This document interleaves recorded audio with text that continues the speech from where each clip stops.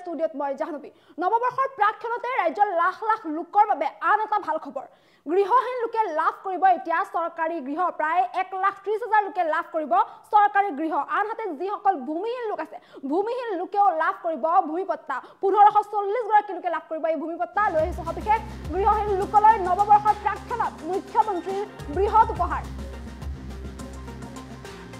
ৰাজ্যত আৰম্ভ হ'ল মুখ্যমন্ত্ৰী আৱাস যোজনা আৰু মুখ্যমন্ত্ৰী আৱাস যোজনাৰ অধীনত গৃহহীন লোকে লাভ কৰিব চৰকাৰী গৃহ 1,30,000 গৃহহীনে লাভ কৰিব চৰকাৰী গৃহ প্ৰধানমন্ত্ৰী আৱাস যোজনাৰ দৰে একে মানদণ্ডৰ হ'ব এই ঘৰসমূহ এই ঘৰৰ 10% চাহ বাগিচাৰ সংৰক্ষণ হ'ব এই আঁচনিৰ নাম হ'ব মুখ্যমন্ত্ৰী আৱাস যোজনা আৰু ৰাজ্যত এতিয়া মুখ্যমন্ত্ৰী আৱাস যোজনা আৰম্ভ হৈছে আৰু মুখ্যমন্ত্ৰী আৱাস যোজনাৰ অধীনত এইদৰে গৃহহীন লোকে চৰকাৰী ঘৰ লাভ কৰিব আনহাতে বসুন্ধৰা দুখ লৈও কেবিনেটৰ বৃহৎ ঘোষণা 1540 গৰাকী লোকক দিয়া হ'ব নতুনকৈ ভূমিপট্টা ভূমিহীন খিলঞ্জীয়া লোকে লাভ কৰিব এই ভূমিপট্টা মাঘ বিহুৰ মহ যুঁজ আৰু বুলবুলি যুঁজক লৈও এছঅপি জাৰি কৰা হৈছে এছঅপি অনুসৰি অনুষ্ঠিত কৰিব লাগিব মহ যুঁজ আৰু বুলবুলি যুঁজ এই যি ঐতিহাসিক খেল এই ঐতিহাসিক যুঁজ এতিয়া এছঅপি মানি আয়োজন কৰিব লাগিব আনহাতে ৰেচন কাৰ্ডক লৈও কেবিনেটৰ ডাঙৰ সিদ্ধান্ত ৰেচন কাৰ্ড সন্দৰ্ভতো সিদ্ধান্ত গ্ৰহণ কৰা হৈছে আৰু 16 জানুৱাৰীৰ পৰা 22 জানুৱাৰীলৈ প্ৰতিটো বিধানসভা সমষ্টিতে বিতৰণ কৰা হ'ব ৰেচন কাৰ্ড প্ৰতিটো বিধানসভা সমষ্টিত মন্ত্ৰীসকলে বিতৰণ কৰিব এই ৰেচন কাৰ্ড নতুনকৈ জানুৱাৰী মাহৰ পৰা বহু লোকে লাভ কৰিব ৰেচনৰ চাউল ৰেচন কাৰ্ডৰ লগতে 5 লাখ টকাৰ হেল্থ কাৰ্ডো লাভ কৰিব ৰাইজে 5 লাখ টকা পৰ্যন্ত বিনামূলীয়া চিকিৎসা লাভ কৰিব এবছৰত আৰু গৃহহীন লোকলৈ যিহেতু এইদৰে মুখ্যমন্ত্ৰীয়ে বৃহৎ উপহাৰ দিছে নৱবৰ্ষৰ প্ৰাকক্ষণ আৰু নৱবৰ্ষৰ প্ৰাকক্ষণতে এইদৰে উপহাৰ দিছে ৰাজ্যবাসীৰ বাবে আৰু ৰাজ্যবাসীৰ বাবে লাখ লাখ ৰাজ্যৰ লাখ লাখ লোকৰ বাবে নিশ্চয়কৈ এইটো এটা ভাল খবৰ পূৰ্বে যিদৰে প্ৰধানমন্ত্ৰী আৱাস যোজনাৰ অধীনত গৃহহীন লোকে ঘৰ পাই আহিছিল তেনেকৈ এতিয়া মুখ্যমন্ত্ৰী আৱাস যোজনাৰ অধীনত গৃহহীন লোকে পাব গৃহ আৰু ৰাজ্যত মুখ্যমন্ত্ৰী আৱাস যোজনা ইতিমধ্যে আৰম্ভ হৈছে আৰু ইয়াৰ অধীনত 1,30,000 গৃহহীনে লাভ কৰিব চৰকাৰী গৃহ প্ৰধানমন্ত্ৰী আৱাস যোজনাৰ দৰে যিসকলে ঘৰ পাই আহিছিল প্ৰধানমন্ত্ৰী আৱাস যোজনাৰ অধীনত আৰু প্ৰধানমন্ত্ৰী আৱাস যোজনাত যিদৰে যি ঘৰ যেনেদৰে লাভ কৰিছিল সেই একে মানদণ্ডৰ গৃহ লাভ কৰিব এতিয়া মুখ্যমন্ত্ৰী আৱাস যোজনাৰ অধীনত যিহেতু নতুনকৈ এই যোজনাৰ এই নতুনকৈ আঁচনিৰ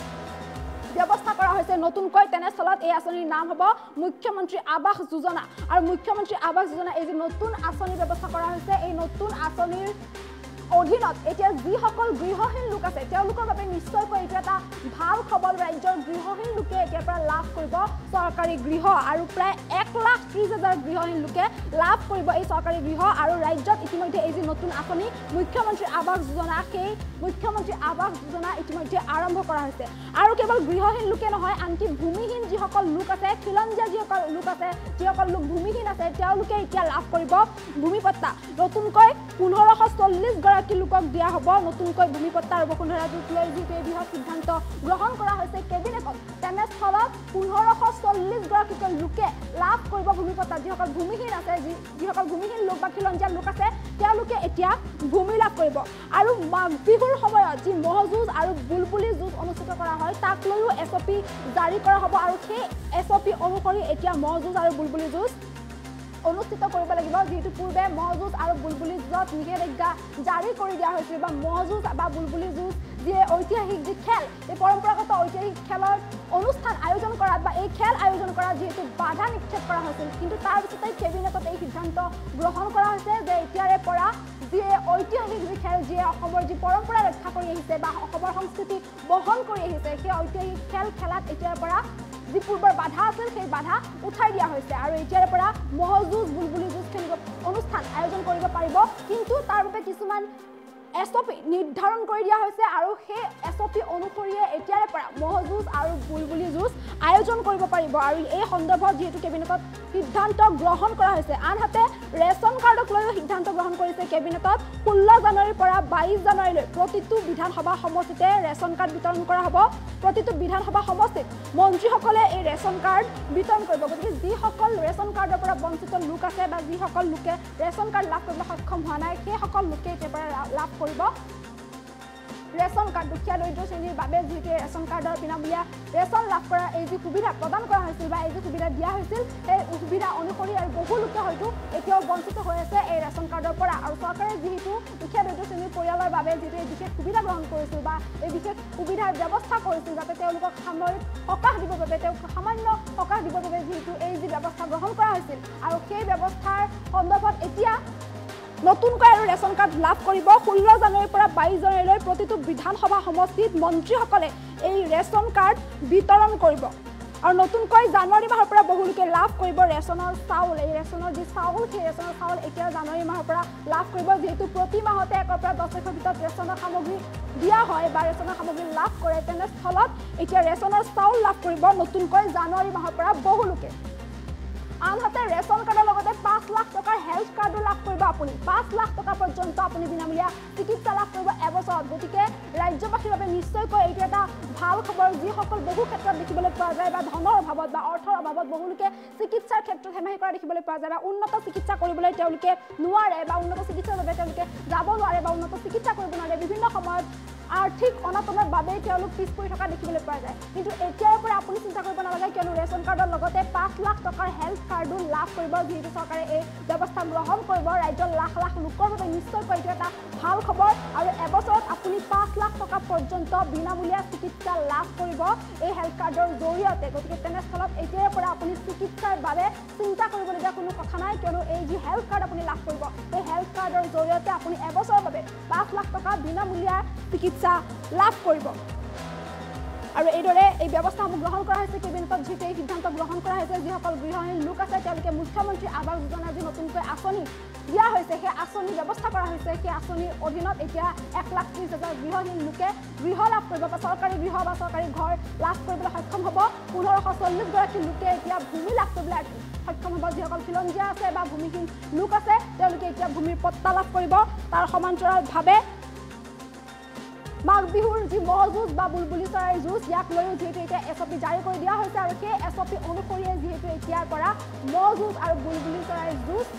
আয়োজন কৰিব পাৰিব বা অনুষ্ঠিত কৰিব পাৰিব তাৰ সমান্তৰালভাৱে 16 জানুৱাৰীৰ পৰা 22 জানুৱাৰীলৈ প্ৰতিটো বিধানসভা সমষ্টিতে ৰেচন কাৰ্ড লাভ কৰিব নতুনকৈ যিসকলে ৰেচন কাৰ্ড লাভ কৰা নাই তেওঁলোকে নতুনকৈ এতিয়াৰ পৰা ৰেচন কাৰ্ড লাভ কৰিবলৈ সক্ষম হ'ব আৰু লগতে এই হেল্থ কাৰ্ডৰ জৰিয়তেও বিনামূলীয়া চিকিৎসা কৰিব পাৰিব এবছৰত যিহেতু 5 লাখ টকা পৰ্যন্ত বিনামূলীয়া চিকিৎসা লাভ কৰিব তেনেস্থলত নতুন বছৰৰ প্ৰাক্ষণত চৰকাৰৰ ফালৰ পৰা এই উপহাৰ হিচাপে দিয়া হৈছে ৰাজ্যবাসীক আৰু নিশ্চয়কৈ ৰাজ্যবাসীৰ বাবে নিশ্চয়কৈ এটা ভাল খবৰ যে নৱবৰ্ষৰ প্ৰাক্ষণতে এইদৰে গৃহহীন লোকে গৃহ পাব আৰু ভূমিহীন লোকে ভূমিৰ পট্টা লাভ কৰিব ৰেচন কাৰ্ড নোপোৱা লোকে ৰেচন কাৰ্ড লাভ কৰিব আনহাতে চিকিৎসাৰ পৰা উন্নত চিকিৎসাৰ পৰা বঞ্চিত থকা লোকেও এতিয়াৰ পৰা বিনামূলীয়াকৈ 5 লাখ টকা পৰ্যন্ত চিকিৎসা লাভ কৰিবলৈ সক্ষম হ'ব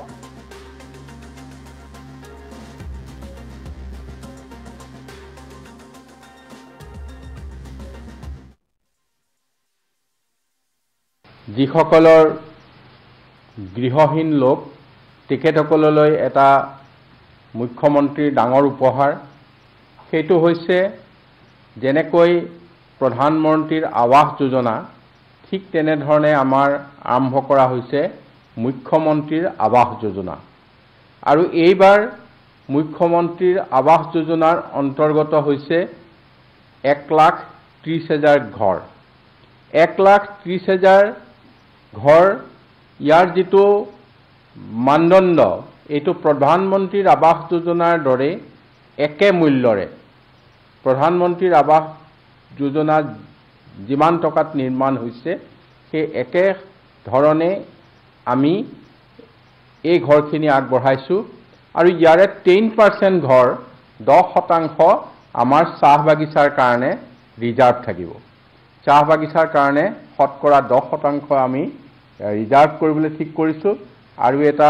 এইটো বৃহৎ পৰিকল্পনা যে গৃহহীন লোকসকলক এতিয়াও যিসকলে আজি ঘৰ পোৱা নাই সেইসকলক আমি 1,30,000 ঘৰ আমি নিৰ্মাণ কৰিবলৈ নিশ্চিত কৰিছোঁ আৰু অতি সোনকালে ইয়াৰ কাম আৰম্ভ হ'ব। ইয়াৰ নাম হ'ব মুখ্যমন্ত্ৰীৰ আৱাস যোজনা। ইয়াৰ উপৰিও আজি আমাৰ কেবিনেটত আমি 3টা বেলেগ বেলেগ সিদ্ধান্তৰে আমি বসুন্ধৰা যিটো 2 বসুন্ধৰা 2ৰ অন্তৰ্গত কৰি আমি সৰ্বমুঠ 1540 গৰাকী ভূমিহীন খিলঞ্জীয়া লোকক আমাৰ এই ভূমি আগবঢ়োৱা হৈছে আৰু এইখিনি আজি সিদ্ধান্ত কৰা হৈছে। এইটো এটা অংশ। আৰু মাঘৰ বিহু আহি আছে। মাঘৰ বিহুত আমাৰ পৰম্পৰাগতভাৱে ম'হ যুঁজ আৰু বুলবুলি চৰাই যুঁজ হয়। ম'হ যুঁজৰ এটা সিদ্ধান্ত আগতে লৈছিল যদিও বুলবুলি চৰাই যুঁজৰ সিদ্ধান্ত লোৱা হোৱা নাছিল। এতিয়া আজি কেবিনেটে ম'হ যুঁজৰ লগতে বুলবুলি চৰাইৰ যুঁজৰ সিদ্ধান্ত লৈছে আৰু দুইটা ক্ষেত্ৰত এখন SOP ঠিক কৰি দিয়া হৈছে যে ৰেচন কাৰ্ড আমাৰ এতিয়াও বহুত লোকে ৰেচন কাৰ্ড পোৱা নাই। আমি অহা 16 জানুৱাৰীৰ পৰা 22 জানুৱাৰীৰ ভিতৰত প্ৰতিটো বিধানসভা সমষ্টি ভিত্তিত মাননীয় মুখ্যমন্ত্ৰী সহ সকলো মন্ত্ৰীসভাৰ মাজত মাননীয় মুখ্যমন্ত্ৰীয়ে দায়িত্ব ভগাই দিছে। একোটা বিধানসভাত গৈ বিধানসভা সমষ্টিত গৈ যিসকলৰ ৰেচন কাৰ্ড এতিয়া আমি আবেদন কৰিছিল প্ৰস্তুত হৈছে সেই ৰেচন কাৰ্ডসমূহ আমি বিলাই দিম। আৰু ৰেচন কাৰ্ডসমূহ বিলাই দিয়াই নহয়, যদিও আমি 16 তাৰিখৰ পৰা 22 তাৰিখৰ ভিতৰত দিম, তথাপিও তেখেতসকলক আমি জানুৱাৰী মাহৰ চাউলটো আমি আৰম্ভ কৰিম। জানুৱাৰী মাহৰ চাউলটো তেখেতসকলে পাব। এইটো এনেকুৱা নহয় যে ফেব্ৰুৱাৰী মাহৰ পৰা চাউল পাব, জানুৱাৰীত কাৰ্ড দিছে এইটো নহয়। জানুৱাৰী মাহতে তেওঁলোকে চাউল উপলব্ধ হ'ব আৰু লগে লগে ৰেচন কাৰ্ডৰ লগত তেখেতসকলে 5 লাখ টকাৰ এখন হেল্থ কাৰ্ডো পাবলৈ সক্ষম হ'ব, যাতে তেওঁলোকে বিনামূলীয়া চিকিৎসা 5 লাখ টকাৰ এটা পৰিয়ালে এবছৰত উপলব্ধ হয়। মাঘৰ বিহুত আমাৰ পৰম্পৰাগতভাৱে ম'হ যুঁজ আৰু বুলবুলি চৰাই যুঁজ হয়। ম'হ যুঁজৰ এটা সিদ্ধান্ত আগতে লৈছিল যদিও বুলবুলি চৰাই যুঁজৰ সিদ্ধান্ত লোৱা হোৱা নাছিল। এতিয়া আজি কেবিনেটে ম'হ যুঁজৰ লগতে বুলবুলি চৰাইৰ যুঁজৰ সিদ্ধান্ত লৈছে আৰু দুইটা ক্ষেত্ৰত এখন SOP ঠিক কৰি দিয়া হৈছে, গাইডলাইন ঠিক কৰি দিয়া হৈছে আৰু সেইমতে এই ক্ষেত্ৰত আমি দেখিম যে ইয়াৰ যিটো পৰিচালনা, এই কঠোৰভাৱে সেই পৰিচালনা সেই ধৰণে হ'ব লাগিব আৰু সেই SOPখন আজি কেবিনেটে সিদ্ধান্ত লোৱাৰ পিছতে ৰাইজৰ মাজলৈ এৰি দিয়া হ'ব। মাঘৰ বিহুত আমাৰ পৰম্পৰাগতভাৱে